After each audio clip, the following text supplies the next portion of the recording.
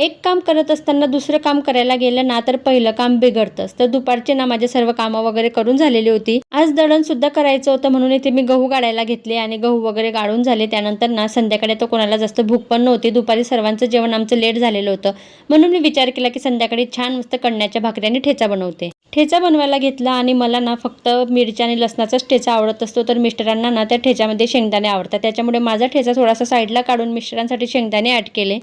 ठेचा झालेला होता। त्यानंतर कणण्याच्या 2 भाकरी बनवल्या आणि रितू आता भाकर खात नाही ना म्हणून मग रितूला मी विचार केला की तिच्यासाठी छान असा पास्ता बनवते। पास्ता बॉईल करायला ठेवला आणि तोपर्यंत ना माझं पार्लरचं काम आलं म्हणून मग मी गरम पाण्यामध्येच तो पास्ता तसाच राहू दिला। आणि ज्यावेळेस रितूसाठी पास्ता बनवायला घेतला ना त्यावेळेस तो पास्ता खूप जास्त बॉईल झालेला होता आणि त्या पास्त्याचे ना फार पोहे झालेले होते। तर रितूने थोडासाच खाल्ला कारण रितूला तो फार जास्त नाही आवडला। तर इथे ना खरंच पास्ता बिघडलेला होता आणि मला सुद्धा तो नाही आवडला। तर असा होता आजचा व्हिडिओ। बाय।